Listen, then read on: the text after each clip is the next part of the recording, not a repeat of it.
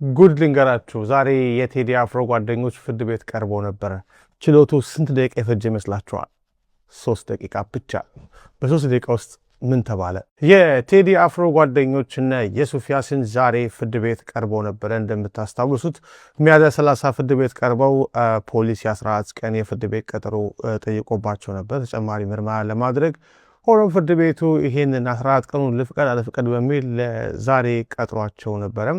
ፖሊስ እነዚህን የቴዲ አፍሮ ጓደኞች በአደንዛዥ ዕፅ እንደዚሁም በሁከት ማንሳትና የጦር መሳሪያ ይዞ መገኘት በሚል እንደከሳቸው ይታወቃል።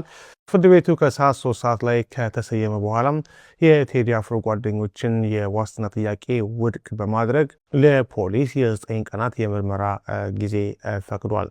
ባለፈው ሳምንት እንግዲህ ፖሊስ 14 ቀን ጠይቆ ነበረ።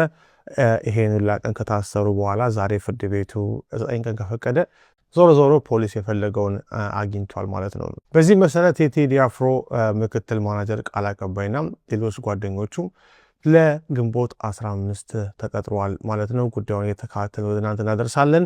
በነገራችን ላይ ከነዚህ ሰዎች መካከል ሁለቱ የተከሱበት ክስን ከሰዓታት በኋላ በምንለቀው ቪዲዮ አስገራሚውን ክስ እናሰማችኋለን። በ17 መርፌ ጠቀመው ቁምጣ ባለ ጊዜ ህዋቶች ነበሩ ሲመሩ የነበሩት ማለት ነው። ምንድነው ያሉት? ምንም የምታገኙት ነገር የለም እነመለስ ማለት ነው። ያው የተቆዘሙበታቸው ለምርጫ አካባቢ ነበር። ለ5 ዓመት መቆዘሚያ ይሆናቸዋል እንጂ ዘፈኑ በስልጣኑን አታገኙም ብሎ ነው ያለፉት በቀላሉ። ግን ያው ቂመኞች ስለሆኑ ኋላ ከስ ብለው አስገቡት። 1997 ይመስለኛል የቴዲ አፍሮ ያስተሰርያል የሚለው አልበም ይወጣው። ይሄ ያስተሰርያል የሚለው አልበም ህዋቶች ላይ ምንም ተጽዕኖ እንደማያመጣ ስላወቁ ለተወሰነ ጊዜ መቆዘሚያ ይሆናችኋል ብለው ባልሰማና ባላየን ያለፉት ንቀውት ነበር የሚል ይዘት ያለው ንግግር ነው የተናገረው። እውነት ይሄ ሰውዬ እንደሚለው 1997 ላይ የቴዲ አፍሮ አልበም ምንም ተጽዕኖ አልፈጠረም ማለት እውነት ከተነጋገረን እንደ 1997 በምርጫ ዘመን ህዋት ኢህአዲግ ወይም ደግሞ እንደ አጠቃላይ ኢህአዲግ የሚባለው የፖለቲካ ድርጅት ሱሪው ላይ የሸናበት ታይም ነበረ። በኢትዮጵያ ታሪክስ ተቃዋሚ ፓርቲዎች 180 የፓርላማ ወንበር አሸንፈው ያውቃሉ? ፕላስ የአዲስ አበባን የምክር ቤት ውክልናና የአዲስ አበባ ምክር ቤት ሙሉ በሙሉ ተቃዋሚ ፓርቲዎች አሸንፈው ያውቃሉ? እንደ 97 እንደ አጠቃላይ እንደ 97 ኢህአዲግ ሽንቱን የሸናበት ታይም ነበረ ወይ? የተረበደበደበት ታይም ነበረ ወይ? በኢህአዲግ እንደዚህ መርበድበድ ውስጥ ህዝቡም ኢህአዲግን አምርሮ እንዲጠላ ካደረጉት ነገሮች አንዱ የቴዲ አፍሮ አልበም አንዱ ነው። የቴዲ አፍሮ አልበም የራሱ የሆነ ሚና ተጫውቷል። እንደዚህ አይነት ሚና በዚህኛው ምርጫ ይጮት ይሆን አይጮት ይሆን? እሱን ምርጫው ዲሞክራቲክ ከሆነ ግንቦት 24 እና ከዛ በኋላ የምንመለከተው ይሆናል። ግን የቴዲ አፍሮን አልበም ለማጣጣል የሄደበት አካሄድ ምንም ሴንስ አይሰጥም። 1997ቱ ምርጫ ራሱ ምስክር ነው። የፖለቲከኞቹ ጥንካሬ እንዳለ ሆኖ የቴዲ አፍሮ አልበም ተጽዕኖ አልነበረውም ማለት ግን አይቻልም።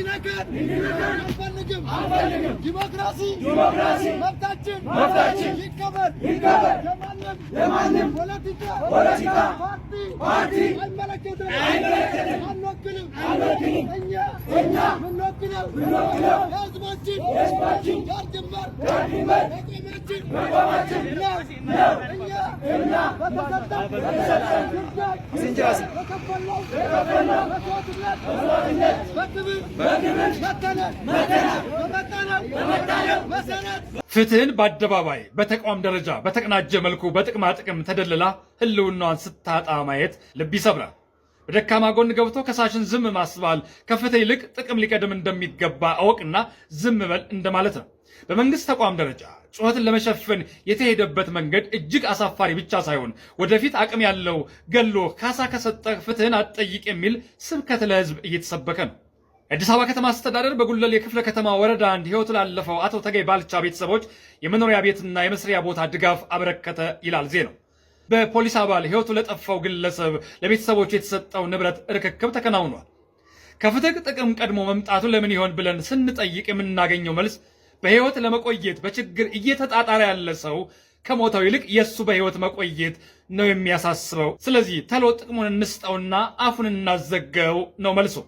ምክንያቱም የህግ አስከባሪውን ህዝቡን እንደፈለገ እንዲያደርግ መብት ሰጥተን ይህን ወንጀለኛ በአደባባይ በፍጥነት ፍርድ ብንሰጥ የጸጥታ አካሉን ማስከፋት ይሆንብናል ብሎ ማሰብ ከህጋዊ እርምጃ ይልቅ ጥቅሙ ቀድሞ መጣ። ፍትህ ተከብሮ ቀጣይ ለሟች ቤተሰብ የሚሰጠው ጥቅም ቢቀጥል ባልከፋ ነበረ።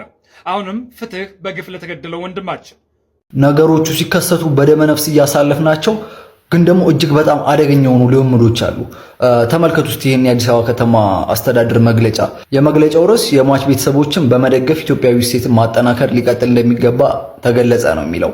ዝርዝሩም የከተማው አስተዳደር ባለፈው ሳምንት በሽሮ ሜዳ አካባቢ የተገደለው ዜጋችንን ቤተሰብ ሄዱ እንዳጽናና እንዲሁም ቤት እንደሰጠና የመስሪያ ቦታንም ጨምሮ ለቤተሰቦቹ እንደሰጠ የሚገልጽ ነው። በስተመጨረሻ ምን ይላል? መሰል ድንገተኛ ክስተቶች በሀገር በቀል እሴቶች መፍታት እንደሚያስፈልግ ተገለጸ። ከላይ ላይም ሲታይ ደስ የሚል ነገር ነው። ገልጠን ከተመለከትነው ግን ከሺህ ዓመታት በፊት ሆነ ዘንድሮ የመንግስትነት ትርጓሜ የሆኑትን ሐሳቦች የሚንድ በፍትህ ተስፋ የሚያስቆርጥ አቅም ያላቸው ሰዎች ህይወታቸውን እንደፈለጉ እንዲደፈጥጡ አረንጓዴ መብራት የሚያበራ አይነት ስቴትመንት ነው። በዝርዝር እንመልከተው። በዚህ መግለጫ የመጀመሪያው አስደንጋጭ ነገር ይህ እንግዲህ የፈጸመው ፖሊስ ባልደረባ ላይ እየተወሰደ ስላለው ህጋዊ ሂደት ወይም እርምጃ አንድ መስመር ላይ የተባለ ነገር የለም። ህግን ከማንም በላይ ማክበርና ማስከበር የሚጠበቅባቸው የህግ አባላት የሰውን ህይወት እስከ መቅጠፍ የሚደርሱ ወንጀል ሲፈጽሙ ምንም የማይኖር ከሆነ ህጋዊ ሂደት የለም እንደማለት ነው። ሌላኛው እጅግ በጣም አስደንጋጭ ነገር መሰል ድንገተኛ ክስተቶች በሀገር በቀል እሴቶች መፍታት እንደሚያስፈልግ ተገለጸ የሚለው ነው። በሀገር በቀል እሴቶች ችግሮች ይፈቱ ከተባለ እኮ ቀድሞ ነገር ፖሊስን ጨምሮ ህግ ተርጓሚ አካል ባላስፈለገ ነበር። ደግሞ በሽምግልና ጉዳያችን ጨርስ ከተባለ ፖሊስም ቀድሞ ነገር ስለሚያስፈልግ ህግና ፖሊስ የሚባል ነገር ባይኖር ደግሞ ቀድሞ ነገር ይህ ግለሰብ አይሞትም ነበር። በሶስተኛነት ማንሳት የምፈልገው ነገር በሰው መርዶ ፖለቲካን ትርፍ ማግኘት መሞከር ከባህላችን ያፈነገጠ መሆኑን ተገለጠ የሚለው ስቴትመንት ላይ ነው። እንደው ሰው መግደልስ ባህላችን ነው የሚለውን ጉዳይ ትተነው መንግስት በምን አይነት መንገድ ነው ፖለቲካዊ ትርፍ ለማግኘት እየሞከረ ያለውን ስንመለከት ጉዳዩን የበለጠ አስደንጋጭ ያደርገዋል። ሌላው ወገን ይህን ድርጊት ለፖለቲካ ትርፍ ሲጠቀምበት እንደ መንግስት ምላሹ ምን ሊሆን ነበር የሚገባው? የድርጊቱ ፈጻሚ ላይ ህጋዊ እርምጃ መውሰድ ነው። ስለ ህጋዊ ሂደት ምንም ነገር ሳያነሳ ለቤተሰቡ ቁሳዊ ድጋፍ በመስጠት ነገሩን መቋጨት በጣም አሳዛኝ ነገር ነው። ፍትህ የሚለውን ሐሳብ ከዜጎች አእምሮ ጭምር ሊፍቅ የሚችል አይነት አካሄድ ነው። ይሄ ደግሞ ፓተርን ወደ መሆን መጥቷል። ካስተዋላችሁ ህፃን ፌበል ላይ ቀነኒ አዱኛ ላይ ከተፈጸሙ ድርጊት በኋላ ምን አይነት የፍትህ እርምጃ እንደወሰደ ይታወቃል። እስካሁን በይፋ መቋጫ የተገኘላቸው ነገር አልሰማውም። ግን ደግሞ ጉዳዮቹ በሽምግልና ይፈቱ የሚል ነገር ሲነሳ ትሰማላችሁ። እኔ በዚህ ቪዲዮ በዋነኝነት ማስተላለፍ የምፈልገው መንግስት ለእንደዚህ አይነት ህዝብን ቁጣ ለሚቀሰቅሱ ወንጀሎች ፍትህ በመስጠት አትራፊ መሆን እንደሚችል ነው። ካልሆነ ግን ሞኖፖሊ ኦፍ ቫዮለንስን የጨበጠ አካል ሽምግልና የሀገር ባህል የሚለን ከሆነ በጣም አደገኛ ይሆናል። ህግ የያዘው ጉዳይ ካለ መንግስት ለሂደቱ ሊያሳውቀን ይገባል።